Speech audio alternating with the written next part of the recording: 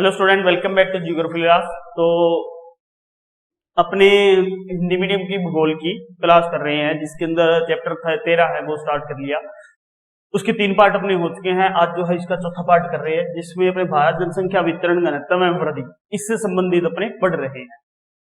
तो अपने जो लास्ट वीडियो के अंदर टॉपिक छोड़ा था वो था जनसंख्या वृद्धि का, जनसंख्या वृद्धि का स्थानिक प्रतिरूप, जनसंख्या वृद्धि का स्थानिक प्रतिरूप। ये जो टॉपिक था, इस टॉपिक के ऊपर हमने यहाँ चर्चा कर रहे थे, इस टॉपिक के बारे में अपने पढ़ रहे थे। तो इसमें कुछ बातें अपने हो चुकी थी, जैसे अगर 1991 और 2001 और 2001 और 2011 के दशक के दौरान की अगर बात करें तो कुछ राज्यों और केंद्र शासित जो प्रदेश हैं, उन प्रदेशों में दशकीय जनसंख्या वृद्धि की तुलना अगर की जाती है तो उससे ये बात स्पष्ट हो जाती है भी जो लगभग सभी राज्य हैं या जो केंद्र शासित प्रदेश हैं, उन प्रदेशों में 1991 और 2001 जो है 2001 की अपेक्षा 2001 और 2011 में जनसंख्या वृद्धि में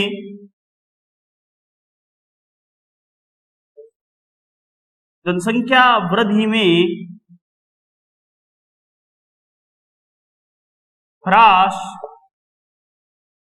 उत्पन्न हुआ। यानी 1991 और 2001 की अपेक्षा अगर बात की जाए तो 2001 और 2011 के अंदर ह्रास जो है वो उत्पन्न हुआ या दर्ज किया गया। तो ये सर्वाधिक जो अपने बात की जाए तो 6 सर्वाधिक संकुल राज्यों में 6 सर्वाधिक संकुल राज्य जो हैं, उन 6 सर्वाधिक संकुल राज्यों में अपने जो है जनसंख्या वृद्धि जो हुई 1991 और 2001 और 2001 और 11 की दशकीय वृद्धि दर के प्रतिशत की बात की जाए तो उनमें काफी गिरावट दर्ज हुई। अब 6 संकुल राज्य ये कौन कौन से थे, जिसमें उत्तर प्रदेश आ जाता है, अपने उत्तर प्रदेश, महाराष्ट्र, बिहार, महाराष्ट्र आ जाता है, बिहार है, पश्चिम बंगाल है, आंध्र प्रदेश है, पश्चिम बंगाल, आंध्र प्रदेश व मध्य प्रदेश। तो ये जो 6 संकुल सर्वाधिक संकुल वाले यानी सर्वाधिक जनसंख्या रखने वाले ये जो राज्य है, इन राज्यों में भी गिरावट दर्ज हुई थी 1901 और 2000 की अपेक्षा 2001 और 2011 की जनसंख्या जो वृद्धि दर थी, उस वृद्धि दर में। तो यहाँ पे जनसंख्या का क्या है, ह्रास उत्पन्न हुआ। अब ह्रास ये उत्पन्न होकर जो है बात की जाती है तो न्यूनतम जो ह्रास है वो न्यूनतम ह्रास अपने आंध्र प्रदेश में दर्ज किया गया दशकीय वृद्धि में। इसके अलावा जो तमिलनाडु है, पांडिचेरी है, उनके अंदर जनसंख्या वृद्धि दर अपने जो है दर्ज हुई तमिलनाडु में और पांडिचेरी में।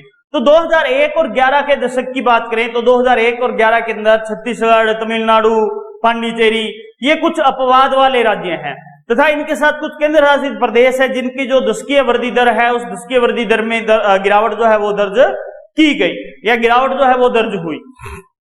तो इस प्रकार से जो है अपने देखा जाए तो भारत के कुछ सर्वाधिक ह्रास वाले राज्य भी इसमें अपने सामने आते हैं। अभी जनसंख्या वृद्धि के दौरान सर्वाधिक ह्रास वाले जो राज्य हैं उनमें जैसे नागालैंड है, जिसमें अपने -65.00% जो है प्रतिवर्ष के हिसाब से वृद्धि दर रही।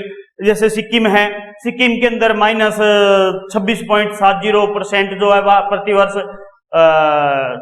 जो जनसंख्या वृद्धि दर है वो पाई गई। तो ये अपने सर्वाधिक आते हैं। इसके बाद जैसे अपने केंद्र शासित प्रदेश है, अंडमान निकोबार द्वीप समूह है, वहां पर भी -20.22% जो है सर्वाधिक ह्रास दर दर्ज की गई।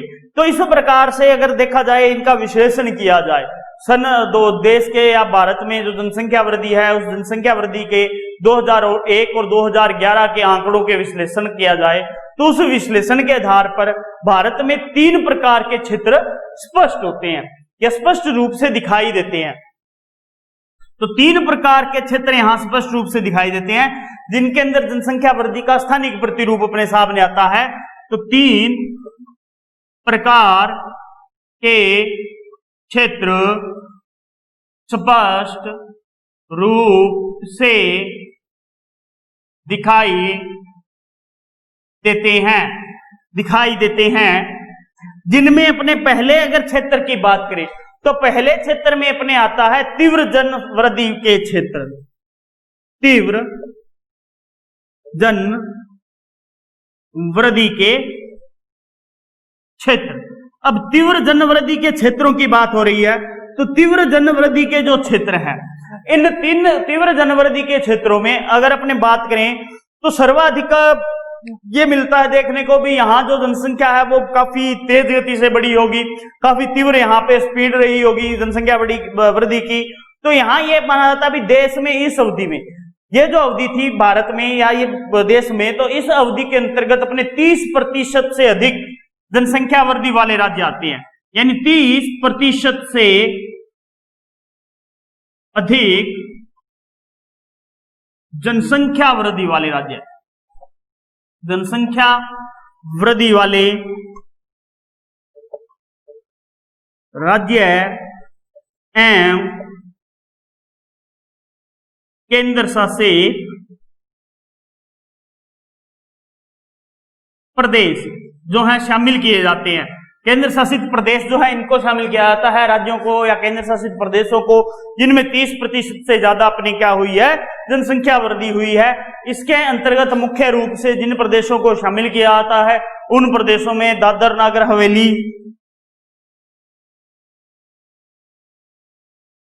हवेली,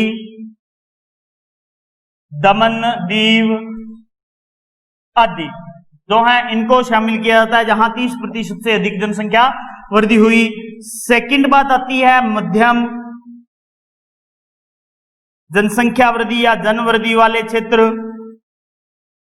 वृद्धि वाले क्षेत्र। तो इस अवधि के दौरान जो क्षेत्र शामिल किए जाते हैं उनमें जो जनसंख्या वृद्धि की दर रही वो जनसंख्या वृद्धि की दर 20 से 30% रही जिन राज्यों में या केंद्र शासित प्रदेशों में, उन राज्यों या केंद्र शासित प्रदेशों को इसमें शामिल किया जाता है। अब ये जो मध्यम जनवृद्धि वाला क्षेत्र है इसमें जिन राज्यों को शामिल किया जाता है वो राज्य कौन कौन से हैं? तो उन राज्यों में अगर बात करें तो उन राज्यों के अंदर जैसे अपने दशकीय वृद्धि जो है 20 से 30% पाई जाती है, उसमें अपने आ जाता है बिहार, जम्मू एंड कश्मीर, झारखंड, महाराष्ट्र, मेघालय, मिजोरम, राजस्थान आदि जो राज्य हैं वो इसमें शामिल किए जाते हैं। तो ये तीव्र वृद्धि वाला आता है। इसके बाद आता है कम जन वृद्धि वाले क्षेत्र। तीसरा आता है कम जन वृद्धि वाले क्षेत्र। अब कम जनवृद्धि वाले क्षेत्रों की बात करें तो कम जनवृद्धि वाले क्षेत्रों के अंदर जो 20% से कम वृद्धि वाली यानी 20% से कम जनसंख्या वृद्धि जहां हुई वो क्षेत्र इसमें शामिल किए जाते हैं। जो है उन क्षेत्रों के अंदर अगर बात करें तो जैसे गुजरात है, हरियाणा है, हिमाचल प्रदेश है, कर्नाटक है, नागालैंड है, उड़ीसा है, पंजाब है आदि जो राज्य है वो इसमें शामिल होते हैं। तो इस प्रकार से जो है जनसंख्या का स्थानिक प्रतिरूप जो है वो भारत में पाया जाता है।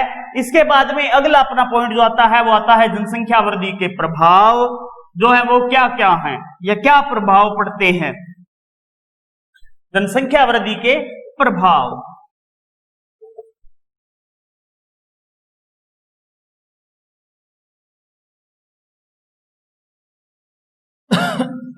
जनसंख्या वृद्धि के प्रभाव।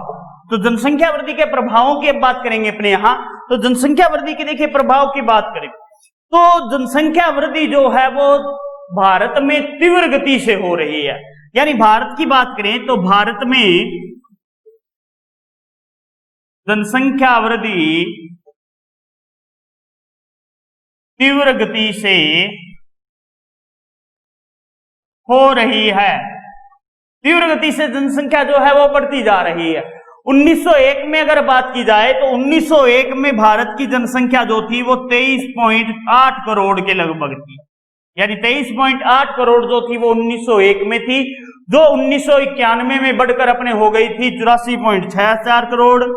1981 में 91 में हो गई थी 86.64 करोड़, बढ़कर जो है 1991 में बात करें तो 86 नहीं है 84.64 करोड़ जो हो गई थी वो अपने 1981 में हो गई थी। 2001 में बात करें तो 2001 में अपने यहां जनसंख्या बढ़कर हो गई थी 102.07 करोड़, 102.07 करोड़ हो गई थी, या 0.817 करोड़ लिख देते हैं, 07 करोड़ जो है ये हो गई थी लगभग अपने 2011 की बात करें 2011 में हो गई थी 121.01 करोड़ बढ़कर जनसंख्या। तो इस प्रकार से जनसंख्या जो है वो लगातार बढ़ती गई। तो भारत में जो जनसंख्या वृद्धि है वो लगातार इस पीरियड के अंदर बढ़ती गई है, और इस प्रकार से जनसंख्या का अपने रूप देखा जाए तो इस वृद्धि के हिसाब से जो आर्थिक विकास के जितने भी प्रयास किए गए सरकार के वो सारे के सारे निष्फल रहे, और उसके परिणाम स्वरूप जनसंख्या जो है वो बढ़ती गई। इसके अलावा भारत में अगर बात की जाए तो शिक्षा का स्तर भी क्या है, बहुत नीचा पाया जाता है। देश में अपने लगभग 27% जनसंख्या जो है वो शिक्षित नहीं है।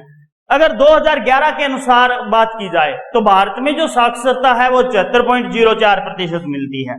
साक्षरता जो है भारत की वो मिलती है 74.04% सन 2011 के अनुसार।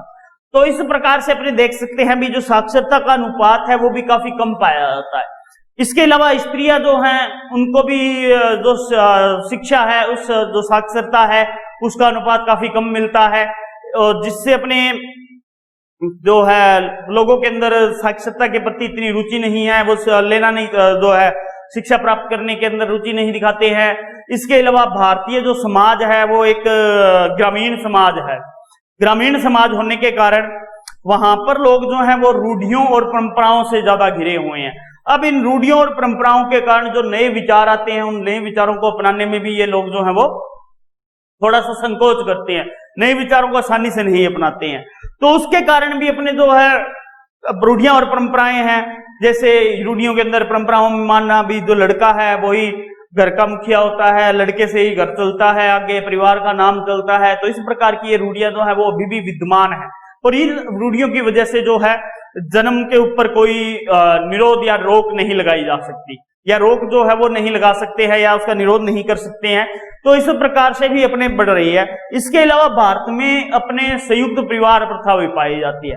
अब संयुक्त परिवार प्रथा जो है वो विद्यमान है। अब संयुक्त परिवार प्रथा विद्यमान होने के कारण तो परिवार के अंदर जो भरण पोषण जो किया जाता है बच्चों का, तो उसका दायित्व तो सिर्फ माता पिता पर नहीं होता, बल्कि जो संपूर्ण परिवार है उस संपूर्ण परिवार पर होता है। तो संपूर्ण परिवार पर होने के कारण बच्चा पैदा करने के विरुद्ध कोई व्यवस्था नहीं होती। तो वहां पर यह नहीं देखा जाता भी एक करने बच्चे लेने हैं या 2 बच्चे लेने हैं, जितने भी हैं वो बच्चे अपने नहीं देखते। तो इस प्रकार से ये चलता रहता है। तो अपने ये परिवार जो है संयुक्त परिवार प्रथा जो है ये भी थोड़ा प्रोत्साहन करती है। इसके अलावा संयुक्त परिवार प्रथा जो होती है उस संयुक्त परिवार प्रथा के अंदर विवाह की आयु जो है उसका भी कोई ध्यान नहीं रखा जाता है। छोटी आयु में ही विवाह कर दिया जाता है, जिसकी वजह से भी उनको इतना नॉलेज नहीं होता, ज्ञान प्राप्त नहीं होता, जिससे अपने जनसंख्या वृद्धि होती है। इसके अलावा भारतीय जो समाज है उस भारतीय समाज में नारी का जो स्थान है वो भी सम्मानजनक नहीं है। नारी जो है या स्त्री जो है उसको एक बच्चा पैदा करने की मशीन समझा जाता है, उसका पूरा ध्यान नहीं रखा जाता, उसका जो सुख सुविधाएं हैं या उसके जो कल्याण है उस कल्याण के ऊपर कोई विचार नहीं रखा जाता। तो इस प्रकार से भारतीय समाज के अंदर काफी हद तक ये आता है। तो ग्रामीण समाज होने के कारण लोग जो है वो सादा जीवन जीते हैं, कृषि करते हैं, परंपराओं रूढ़ियों के ऊपर वो रहते हैं, बंधे हुए रहते हैं। तो इस प्रकार से लगातार जो है इन कमियों के कारण जनसंख्या वृद्धि जो है वो बढ़ती जाती है, और ये इसके प्रभाव जो है वो उत्पन्न होते जाते हैं। और इसी प्रकार अगर जनसंख्या बढ़ती रही तो रहने योग्य भूमि भी नहीं रहेगी, खाने को अन्न नहीं मिलेगा, खाद्यान्न की कमी हो जाएगी। तो इस प्रकार से जनसंख्या वृद्धि का जो प्रभाव है वो लगातार बढ़ता रहता है। अब आता है जनसंख्या वृद्धि के आर्थिक सामाजिक प्रभाव। इसके बाद बात आती है जनसंख्या वृद्धि के सामाजिक आर्थिक प्रभाव।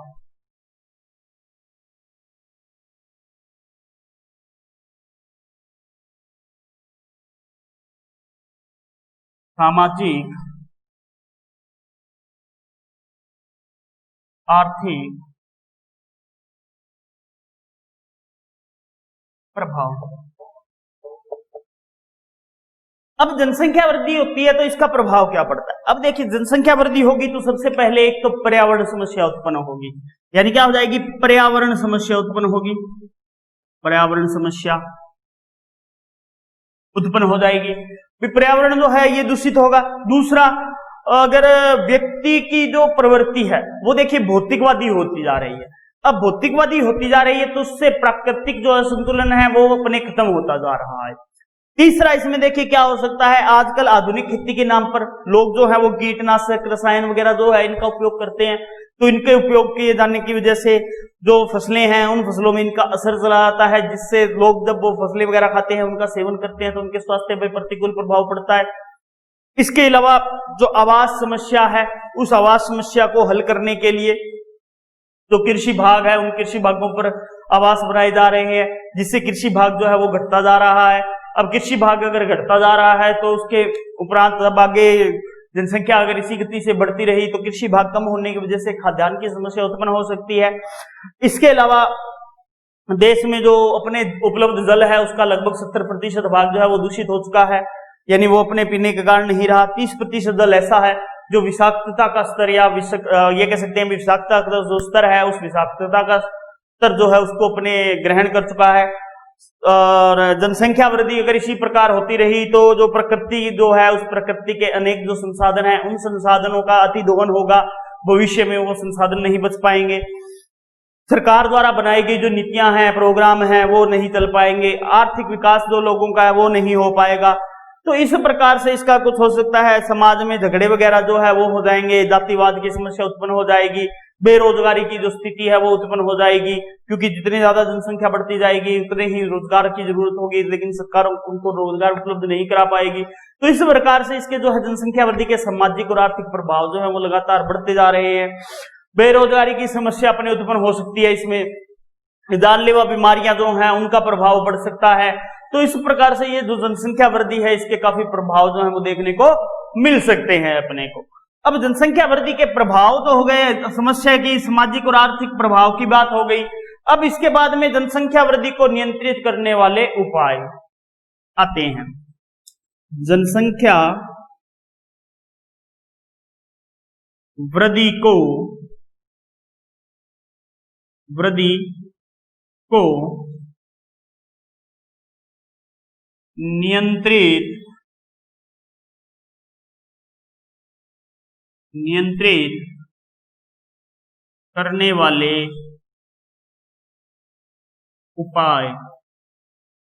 नियंत्रित करने वाले उपाय। तो जनसंख्या वृद्धि जो है, इस जनसंख्या वृद्धि को नियंत्रित करने वाले उपाय क्या है, या किन उपायों से आप जनसंख्या वृद्धि जो है इसको नियंत्रित कर सकते हो? तो पहला आता है विवाह की आयु में कमी। विवाह की आयु में वृद्धि। विवाह की आयु में वृद्धि। देखिए, जनसंख्या वृद्धि को कम करने के लिए विवाह की आयु में वृद्धि होना जरूरी है। तो विवाह की आयु में वृद्धि होना जरूरी है। वृद्धि होने का कारण क्या? देखिए, जनसंख्या वृद्धि को रोकने का यह सबसे सरल उपाय माना जाता है कि अगर इसमें आयु बढ़ा दी जाए तो व्यक्ति जो है वो समझदार हो जाएगा। समझदार होकर वो अपने परिवार के लिए या आगे की सोच के अनुसार भविष्य को ध्यान में रखते हुए अपने हिसाब से वो, जैसे बच्चे जो हैं उनको पैदा करना या जिन बच्चों का चाहिए उस हिसाब से वो अपना कार्य कर सके। तो आयु का जरूरी होता है, क्योंकि अगर आयु से पहले यानी शादी की आयु से पहले ही अगर उनकी शादी कर ली जाए तो वो व्यक्ति इतना समझदार नहीं बन पाता है। समझदार होने के बाद में अगर उसकी शादी की जाती है तो वो अपना भला बुरा सब देख सकता है। तो विवाह की जो आयु है इसमें भी वृद्धि होना जरूरी है। विवाह की जो न्यूनतम आयु है लड़की के लिए, न्यूनतम आयु लड़की के लिए 18 वर्ष होनी चाहिए और लड़के के लिए 21 वर्ष होनी चाहिए, यानी 18 या 21 वर्ष की आयु जो होनी चाहिए उस आयु के अनुसार जो है विवाह उनका होना चाहिए। अब इससे क्या होगा, ये अगर इनकी आयु यहाँ निर्धारित कर दी जाती है, आयु में वृद्धि कर दी जाती है, तो ये शिक्षा ग्रहण कर लेंगे, शिक्षित हो जाएंगे, शिक्षित होकर अपना भला बुरा जो है वो सब कुछ समझ सकते हैं, जिससे अपने इन्हें फायदा होगा। तो इस प्रकार से इसका ये फायदा होता है। दूसरा इसमें आता है उत्पादन में वृद्धि। उत्पादन में वृद्धि। अब देखिए, उत्पादन में वृद्धि का मतलब है आपके पास मानव का जो भौतिक सुविधाएं हैं, सुख है, उन भौतिक सुख सुविधाओं के लिए जो उत्पादन किया जा रहा है उस उत्पादन में वृद्धि करना, या भविष्य के लिए सोचते हुए जितने भी खाद्यान्न वगैरह है उन खाद्यान्न वगैरह के उत्पादन को बढ़ाना, तो वो उत्पादन में वृद्धि आता है। अब उत्पादन में वृद्धि का मतलब अगर उनको कार्य दिया जाएगा, उनका उत्पादन बढ़ा दिया जाएगा या उनके लिए कार्य का क्षेत्र बढ़ा दिया जाएगा, तो उससे भी अपने जो है उत्पादन में वृद्धि होने की वजह से जनसंख्या वृद्धि जो है उसके ऊपर नियंत्रण किया जा सकता है। तीसरा इसमें आता है परिवार कल्याण कार्यक्रमों का विस्तार। परिवार कल्याण कार्यक्रमों का विस्तार। परिवार कल्याण कार्यक्रमों का विस्तार यानी जो परिवार कल्याण के कार्यक्रम है उन कार्यक्रमों का विस्तार करना। सरकारों को चाहिए भी वो कार्यक्रम जो है उन कार्यक्रमों को गांव-गांव तक, शहर-शहर तक, गली-गली तक पहुंचाया जाए। उनके जो संदेश वगैरह जो हैं वो न्यूज़पेपर, जो समाचार पेपर होते हैं उनके अंदर, दूरदर्शन के माध्यम से, नाटक वगैरह के माध्यम से, रेडियो चैनल के माध्यम से और वर्किंग कर सारे जो परिवार कल्याण कार्यक्रम होते हैं उन कार्यक्रमों का प्रचार किया जाए। जन जागरण का अभियान चलाया जाए, जन जागरण के अभियान जो है वो चलाए जाएं। तो इस प्रकार से जो है अपने जनसंख्या वृद्धि जो है इसको नियंत्रित कर सकते हैं। 4 नंबर पे आती है शिक्षा।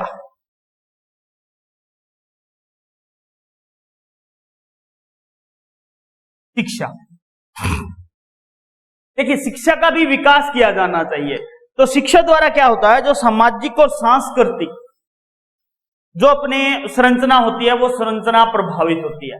अब सामाजिक, आर्थिक, सांस्कृतिक ये संरचना जो है, इस संरचना के माध्यम से लोगों के अंदर जन जागरण होता है, शिक्षा ग्रहण करते हैं, संपर्क में आते हैं, दूसरे जो इलाके हैं, क्षेत्र हैं, प्रदेश हैं, उनके बारे में उन्हें ज्ञान प्राप्त होता है और जिससे अपने को वो उनका जो जीवन स्तर होता है, व्यक्ति का जो जीवन स्तर होता है उस जीवन स्तर को वो ऊंचा उठा सकता है। तो शिक्षा के द्वारा, यानी अगर शिक्षा भी उनको ग्रहण करवाई जाए भी, जैसे स्त्री है, पुरुष है, जैसे अपने लड़कियां हैं, लड़के हैं, उनको शिक्षा ग्रहण करवाई जाए, यानी 14 वर्ष तक के नियम बना दिया गया है। जैसे 14 वर्ष की आयु तक शिक्षा जो है प्रत्येक व्यक्ति का अधिकार है, तो उसको शिक्षा प्राप्त होनी चाहिए। तो शिक्षा प्राप्त करने के बाद में व्यक्ति जो है वो अपने जीवन स्तर को ऊंचा उठा सकता है, अपने जीवन के प्रति अच्छी सोच रख सकता है, किस प्रकार से जीवन यापन करना है उसके बारे में सोच सकता है। तो इससे भी क्या है, शिक्षा का जब स्तर ऊंचा होगा तो जनसंख्या वृद्धि जो है उसका भी प्रभाव कम होगा, तो उसको अपने कम कर सकते हैं जनसंख्या वृद्धि को शिक्षा का माध्यम से भी। तो इस प्रकार से ये जो है जनसंख्या वृद्धि के नियंत्रित करने वाले उपाय हैं जो जनसंख्या वृद्धि को नियंत्रित करते हैं।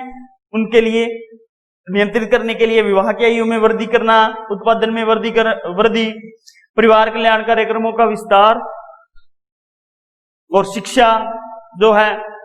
तो अपने जो है ये लेसन आज इसी टॉपिक के साथ में कंप्लीट होता है। इस लेसन के जो नोट्स हैं वो आपको उपलब्ध हो जाएंगे और इस लेसन में अपने जनसंख्या वितरण क्या होता है, घनत्व क्या होता है, वृद्धि क्या होती है, इनके बारे में पढ़ा।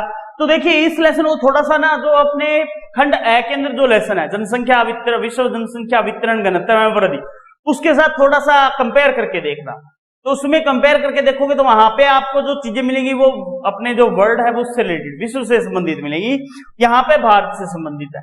देखिए डेफिनेशन सेम ही होती है। जनसंख्या वृद्धि किसे कहते हैं, जनसंख्या घनत्व किसे कहते हैं, जनसंख्या वितरण क्या होता है, जनसंख्या घनत्व के प्रकार क्या हैं, किस प्रकार से जनसंख्या घनत्व निकाला जाता है। तो ये होते हैं जनसंख्या वृद्धि के प्रभाव क्या है, वो सेम है। जनसंख्या वृद्धि के नियंत्रित करने के उपाय बताइए, तो सेम सी चीज है।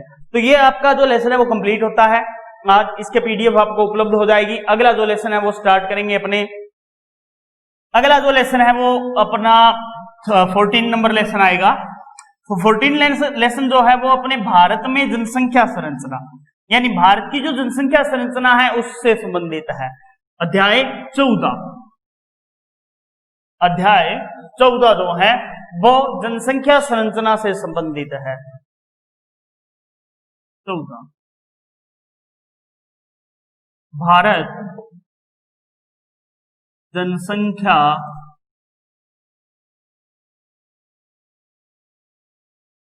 संरचना। तो भारत की जनसंख्या संरचना जो है ये लेसन अपने हैं 14 लेसन।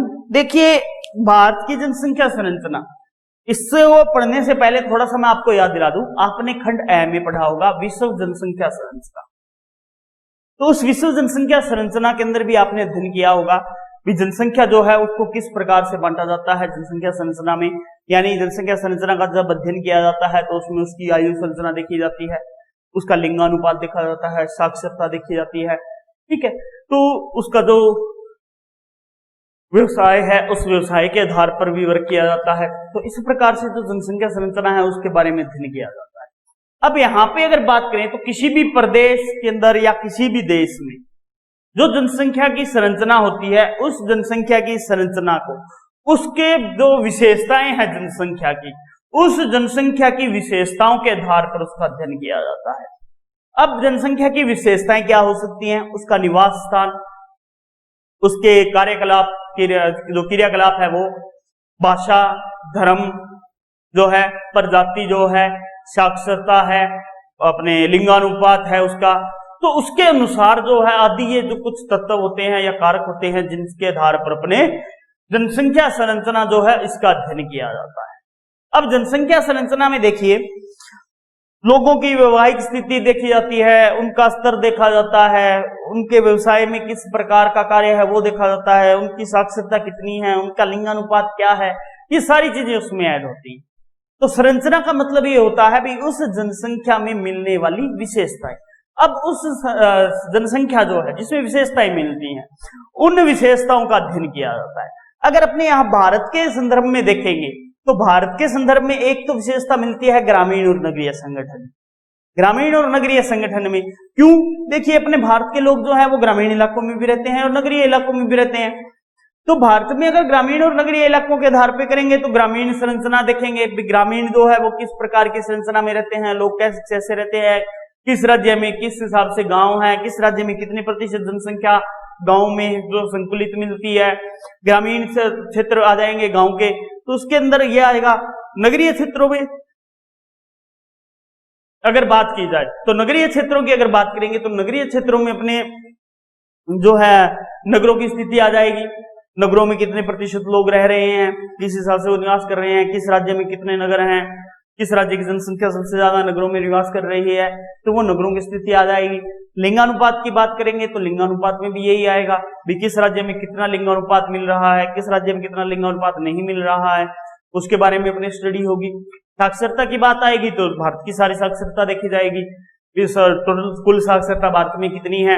उसके बाद ये देखा जाएगा भाई सबसे ज्यादा साक्षरता कहाँ मिल रही है, पुरुष साक्षरता कहाँ है, महिला साक्षरता कहाँ है, सबसे कम साक्षरता कहाँ है, साक्षरता का जो प्रभाव है वो क्या है, या साक्षरता कम होने का कारण क्या है वो देखा जाएगा। लिंगानुपात कम होने के कारण क्या है भारत में वो भी देखा जाएगा। यहाँ भाषाई वर्ग जो है भारत में कौन कौन से भाषाई वर्ग मिल रहे हैं, अभी इंडो ऑस्ट्रेलियन भाषा मिल रही है, इंडो चीन भाषाई वर्ग मिल रहा है, किस प्रकार का भाषाई वर्ग मिल रहा है उसके बारे में यहाँ चर्चा होगी। प्रजातीय संरचना के बारे में जानेंगे, भारत की भी मंगोलाइड है, द्राविडियन है, किस प्रकार की संरचना में जो लोग हैं वो भारत में रह रही है, प्रजातियां जो है वो मिल रही हैं, उनके बारे में अपने यहाँ पे स्टडी की जाएगी। तो ये भारत जनसंख्या संरचना जो है उसकी एक एक विशेषता जो है उसके बारे में यहाँ जानेंगे अपने, और उससे संबंधित अपने बातें जो है वो करेंगे इस लेसन में। तो ये लेसन जो है अपना 14 लेसन भारत जनसंख्या संरचना जो है, ये भारत की जनसंख्या संरचना का सारा जो प्रारूप है वो अपने सामने आएगा इस लेसन में। तो देखिए ये लेसन अपने नेक्स्ट जो क्लास होगी उस नेक्स्ट क्लास में करेंगे। आज जो है अपने 13 लेसन जो है वो कंप्लीट हो गया है, उसके नोट्स आपको प्राप्त हो ही जाएंगे। तो अपने जो है क्लास कंप्लीट होती है, उसके बाद अपने जो है नेक्स्ट क्लास के अंदर 14 लेसन स्टार्ट करेंगे, जिसमें भारत जनसंख्या संरचना के बारे में जानेंगे। Thank you.